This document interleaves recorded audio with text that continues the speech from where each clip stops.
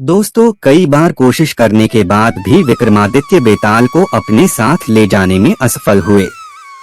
फिर भी उन्होंने हार नहीं मानी और पेड़ के पास जाकर बेताल को पकड़कर अपने कंधे पर बिठाकर ले गए। अब शर्त के अनुसार बेताल ने फिर से कहानी सुनाना शुरू कर दिया और इस बार कहानी थी असली वर कौन। बहुत पुराने समय की बात है। उज्जैन नगरी में एक महाबल नामक राजा था।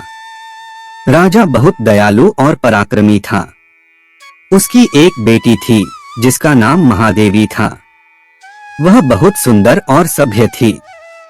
जब वह विवाह योग्य हुई तो राजा ने उसके लिए वर खोजना शुरू कर दिया। एक एक करके बहुत सारे राजकुमार महादेवी से विवाह करने की इच्छा लेकर आए, परंतु राजा को एक भी योग्य नहीं लगा।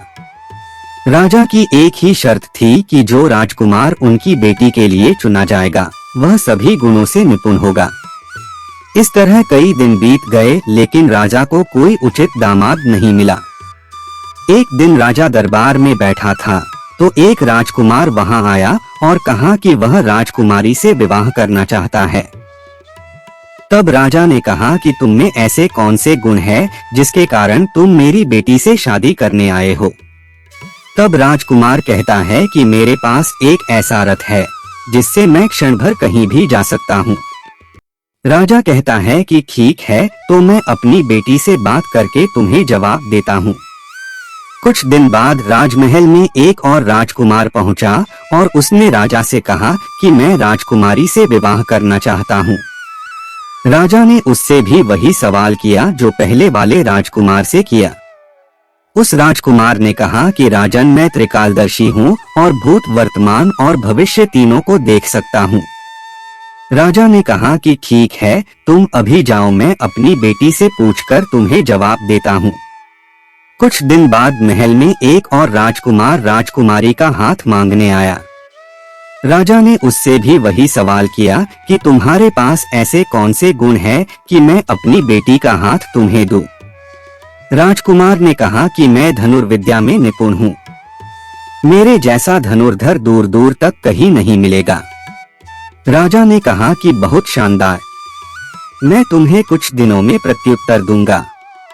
राजा असमंजस में पड़ गया कि तीनों राजकुमार गुणवान हैं, उसे किसे राजकुमारी के लिए चुनना चाहिए। इस प्रकार दिन बीतने लगे।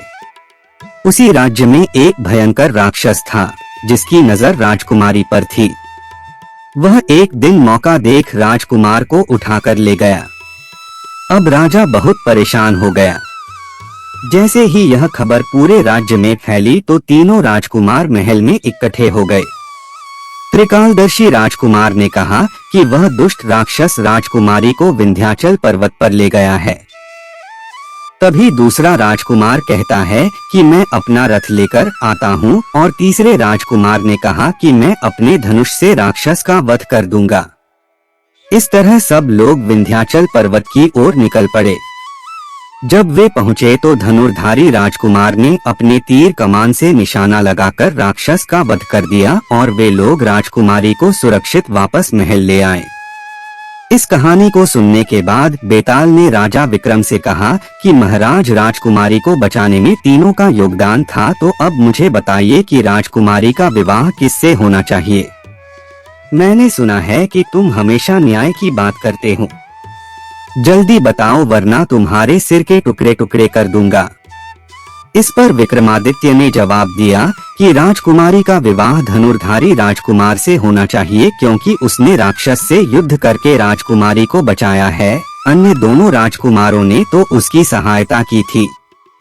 बस उतने में ही बेताल उड़कर पेड़ से जाकर लटक गया। मुश्किल की घड़ी में सदैव साहस से काम लें।